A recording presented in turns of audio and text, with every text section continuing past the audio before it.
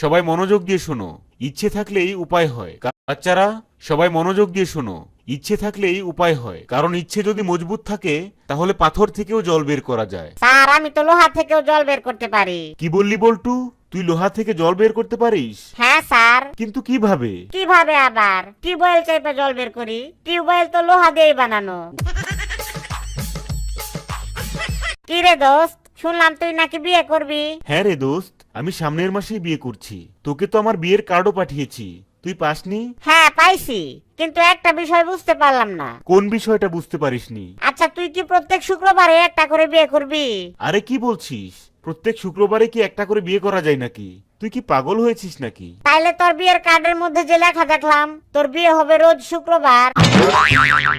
দোস্ত জানিস, কইস না দোস্ত, রোগীটারে নিয়ে গেছিলাম হাসপাতালে, কিন্তু সুন্দরী একটা নার্সের পিছনে ঘুরতে ঘুরতে রোগীটারে হারায় ফেলছি। আচ্ছা বাবা, বাইকের চাবিটা দাও তো। কেন? এই সকালবেলায় বাইক নিয়ে কোথায় যাবি? এই তো বাবা, আজকে কলেজে একটা ফাংশন আছে। আজকে 2 লাখ টাকা দামের বাইকে চড়ে কলেজে গেলে সবাই আমারে দেখে অবাক হয়ে যাব, সেই জন্য আজকে বাইক নিয়ে যাইতে চাইতেছি। ও তাই না? এই নে 20 টাকা, 20 লাখ টাকার বাসে করে যাবি, দেখবি সবাই তোকে দেখে আরো বেশি অবাক হবে। ডাক্তার সাহেব, আমি ইদানিং চোখে খুব কম দেখতেছি, কিছু ওষুধ লিখে দেন। ও আচ্ছা, তো কিরকম কম দেখেন? ওই যে মাঠের মধ্যে একটা লাল গরু দাঁড়ায় আছে, ওইটা কি আপনি দেখতে পাচ্ছেন? হ্যাঁ দেখতে পাচ্ছি। কেন? কিন্তু আমি দেখতে পাচ্ছি না। কিরে দোস্ত, তোর গরুর দুধে কিন্তু অনেক, আচ্ছা সবাই মনোযোগ দিয়ে শোন, গরুর দুধে কিন্তু অনেক পুষ্টিগুণ রয়েছে, তাই গরুর দুধ খেলে বুদ্ধি বাড়ে। তো সেজন্য তোমরা নিয়মিত গরুর দুধ খাওয়ার চেষ্টা করবে, ঠিক আছে? স্যার আপনি আমাদেরকে ভুল জিনিস শিখাইতেছেন কেন? কি বললি হারামজাদা? আমি তোদেরকে ভুল জিনিস শিখাচ্ছি? ভুল জিনিসই তো। আচ্ছা গরুর দুধ খেলে যদি আসলেই বুদ্ধি বাড়তো, তাইলে তো গরুর বাছুরগুলো এক একটা মহাবিজ্ঞানী হয়ে যাইতো। আচ্ছা বল্টু বলতো, একটি কলার দাম 5 টাকা হলে এক হালি কলার দাম কত? স্যার 15 টাকা। কি বললি হারামজাদা? এতদিন আমি তোকে এই শিখিয়েছি? আরে গর্ধব কোথাকার, সঠিক উত্তর হবে 20 টাকা। স্যার আমি তো জানি সঠিক উত্তর 20 টাকা, কিন্তু আমি তো দামাদামি করে 5 টাকা কমায় ফেলছি। বাচ্চারা সবাই একটা কথা সবসময় মনে রাখবি, সেটা হচ্ছে 10 মিলে করি কাজ, হারি জিতি না হিলাজ। স্যার এই কাজটাই তো আমরা পরীক্ষার হলেও করতে চাই, কিন্তু আপনার লাগে তো করতে পারি না। কিরে বল্টু, তুই তোর এক চোখ খোলা রেখে আরেক চোখ বেঁধে রেখেছিস কেন? স্যার আপনিই তো বলছেন যে সব সময় ছোট বড় সবাইকে এক চোখে দেখতে। আচ্ছা সবাই মনোযোগ দিয়ে শোন, আজকে আমি তোদেরকে মানুষের শরীরের কিডনি সম্পর্কে পড়াবো। আসলে কিডনি হচ্ছে এমন একটা জিনিস যেটা আমাদের শরীরে ফিল্টারের মতো কাজ করে। আচ্ছা স্যার, ওইটা কি পানির ফিল্টারের মতো কাজ করে? হ্যাঁ অনেকটা ওইরকম। আচ্ছা বল্টু যা তো, আমার জন্য এক গ্লাস পানি নিয়ে আয়, অনেকক্ষণ ধরে পড়াতে পড়াতে গলাটা একদম শুকিয়ে গিয়েছে। আচ্ছা ঠিক আছে স্যার, আমি আপনার জন্য বাইরে থেকে ফিল্টারের পানি নিয়ে যাই। থু, কিরে তুই না বললি ফিল্টারের পানি নিয়ে আসবি, কিন্তু এই পানি এরকম বাজে গন্ধ আর নোনতা নোনতা লাগছে কেন? স্যার আমি তো আমার নিজের কিডনি দিয়ে ফিল্টার হওয়া পানি খাওয়াইছি আপনারে। আচ্ছা বল্টু বলতো, বানর আর মানুষের মধ্যে পার্থক্য কি? স্যার বানরের লেজ থাকে পিছনের দিকে, আর মানুষের লেজ থাকে সামনের দিকে।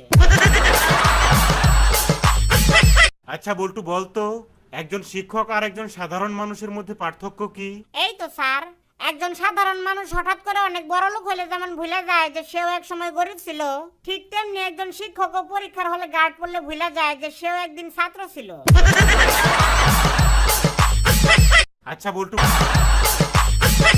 আচ্ছা বল্টু বলতো, যে খেলাধুলা করে তাকে কি বলে? খেলোয়াড়। আর যে বেশি জানে তাকে কি বলে? জানোয়ার।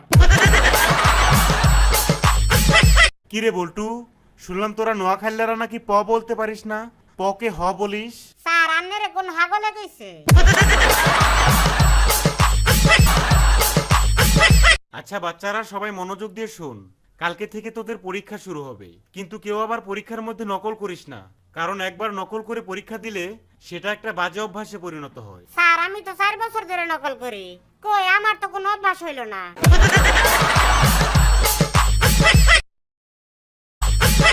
আচ্ছা বল্টু, তোমার প্রিয় বইয়ের তালিকায় কি কি বই আছে? স্যার 2টা বই আছে, একটা হচ্ছে ফেসবুক আর একটা হচ্ছে আমার বাবার চেকবুক। কি ব্যাপার, তুমি খাতায় না লিখে বসে বসে এরকম উসখুস করছো কেন? স্যার, প্রশ্ন যে কঠিন হয়েছে তাতে লিখতে আমার 12টা বেজে যাব। তাতে কি হয়েছে? এখন তো 11টা বাজে, এখনো 1 ঘন্টা বাকি আছে, লিখে ফেলো। আচ্ছা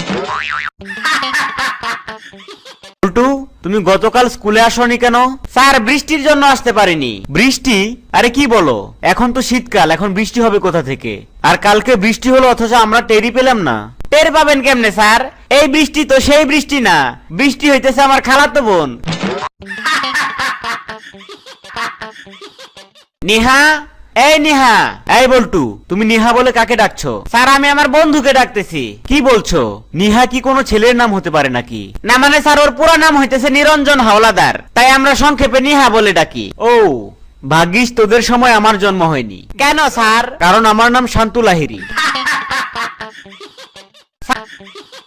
স্যার, আপনি তো বল্টুর পক্ষে রায় দিয়েছেন। কেন? আমি তো দুইজনকে সমানভাবে 100 বার করে নাম লিখতে দিয়েছি। স্যার, ওর নাম হচ্ছে বল্টু, কত সহজ নাম। আর আমার নাম হইতেছে উমর ইবনে আব্দুল গাইয়ুম। এই টাকা দেয় বইরাট। বল্টু, you are so late. But why? Sir, আসার সময় আমাদের গাড়ি টাকা দেয় বইরা আটকে গেছিল। Oh no, tell me English. Sir, our গাড়ি was pouring in কাদা। No nodding choring, only ভুম ভুম সাউন্ড করে। কি রে বল্টু, শুনলাম তুই নাকি চুরি করা শুরু করেছিস। পৃথিবীতে এত এত মহান পেশা থাকতে তুই চুরি বিদ্যাটাকেই কেন বেছে নিলি? আর কইস না দোস্ত, ছোটবেলায় আব্বা আমারে কইছিল যে বড় হয়ে এমন একটা কিছু করবি যাতে সবাই যেন তোর পিছনে দৌড়ায়। এর লেগেই আজকে আমি চোর হইছি। কি রে বল্টু, তুই তো শীত আসার পর থেকে একবারও গোসল করিসনি, তো আজকেও কি গোসল করবি না? না বাবা, আমি মনে মনে গোসল করে নিছি। মনের গোসলই হইতেছে সবচেয়ে বড় গোসল। আর আমার মনটা একদম পরিষ্কার বাবা। আর মন পরিষ্কার থাকলে গোসল না করলেও চলে। পণ্ডিতের ছেলে যে আমি পাস করব। দোস্ত, জানিস আমার দাদা একবার সাগরে গিয়ে একটা তিমি মাছ একাই মেরে ফেলেছিল। এইটা কোনো বিষয় হইল নাকি? আমার দাদা তো পুরো একটা সাগরই মেরে ফেলাইছিল। কি বলছিস? এটা কি কখনো সম্ভব নাকি? কেন, তুই মৃত সাগরের নাম শুনস নাই? দোস্ত, জানিস দোস্ত, আমি অনেক বিপদে পড়ছি, আমার 1000 টাকা ধার দে না প্লিজ। দোস্ত রে, তুই যে আজকে আমার 1000 টাকা দিয়ে কত বড় একটা উপকার করলি তুই জানস? তোর এই ঋণ আমি কোনোদিন শোধ করতে পারবো না। কি রে দোস্ত, আজকে 2 মাস হয়ে গেল তুই আমার কাছ থেকে টাকা ধার নিয়েছিস, কিন্তু এখনো তো টাকাটা ফেরত দিলি না। কেন, আমি তো টাকা নেওয়ার সময় বলছিলাম যে তোর এই ঋণ আমি কোনোদিন শোধ করতে পারবো না। কি? মনে হয় নতুন দম্পতি পায়ে ধরে সালাম করে আশীর্বাদ দিতে আইছে। বল্টু, চলো বাবা, আজকে তোমাকে চিড়িয়াখানায় নিয়ে যাব। সেখানে অনেক ভয়ঙ্কর এবং হিংস্র বাঘ দেখতে পারবে। না বাবা, আমি যাব না। কেন বাবা, যাবে না কেন? বাঘ যদি তোমারে খায় ফেলে তাহলে আমি একা একা বাড়িতে আসবো কিভাবে? আচ্ছা বল্টু বলতো, 70 কিলোমিটার গেলে, আচ্ছা বল্টু বলতো, একটি ট্রেন ঘন্টায় 70 কিলোমিটার গেলে আমার বয়স কত? স্যার, আপনার বয়স 40 বছর। ও ইয়েস, একদম ঠিক আছে। কিভাবে বের করলে এটা? স্যার, আমাদের এলাকায় একটা আধা পাগল আছে, তার বয়স 20 বছর। আর আপনি তো পুরাই পাগল। আচ্ছা বল্টু বলতো, আমরা যেখানে দাঁড়িয়ে আছি এখান থেকে সূর্য বেশি দূরে নাকি আমেরিকা বেশি দূরে? স্যার, আমেরিকা বেশি দূরে। কিভাবে? কারণ স্যার, ক্লাসরুমের জানালা দিয়ে উকি দিলে আপনি সূর্য দেখতে পারবেন, কিন্তু আমেরিকা দেখতে পারবেন না। আচ্ছা এবার বলো তো, বিদ্যুৎ কার সম্পত্তি? স্যার, বিদ্যুৎ আবার মামার সম্পত্তি। মামার বাড়ির আবদার পেয়েছিস? বিদ্যুৎ তোর মামার সম্পত্তি হলো কিভাবে? নেই স্যার, কারণ যখনই বিদ্যুৎ চলে যায় তখনই আমার বাবাই বলে, শালার বিদ্যুৎ আবার চলে গেল।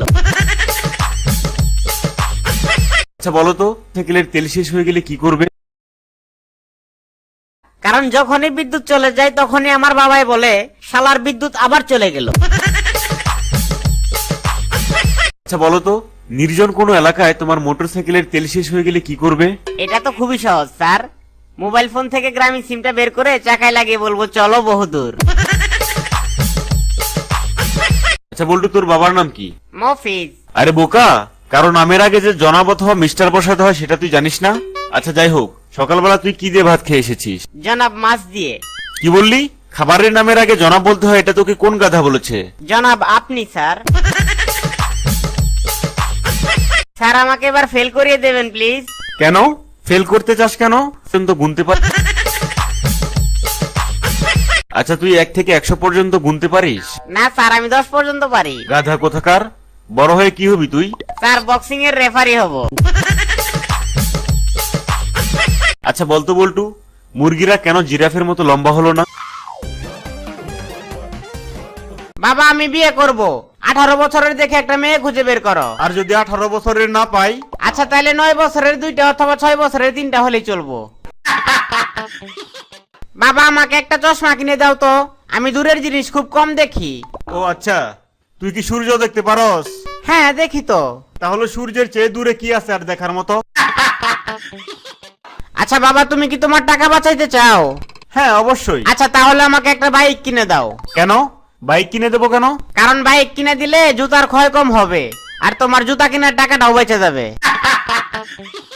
ওই তুই এটা কি ম্যাচ আনছস? একটা কাঠিও তো জ্বলে না। কেন বাবা? আমি তো সবগুলো একটা একটা করে জ্বালায় চেক করে নিয়ে আইছি। বাবা বাবা, আমি ফাইনাল পরীক্ষায় 3rd হইছি। ও তাই নাকি? আয় বাবা, বুকে আয়। আচ্ছা বাবা, তোমার ক্লাসে টোটাল কতজন ছাত্রছাত্রী আছে? 3 জন বাবা, তার মধ্যে আমি 3rd হইছি। আচ্ছা শোন, তুই যদি এবারও পরীক্ষায় ফেল করিস তাহলে কিন্তু তুই আর আমাকে বাবা বলে ডাকতে পারবি না, বলে দিলাম কিন্তু। কিরে, তোর রেজাল্ট কেমন হইলো? কিছুই তো বললি না।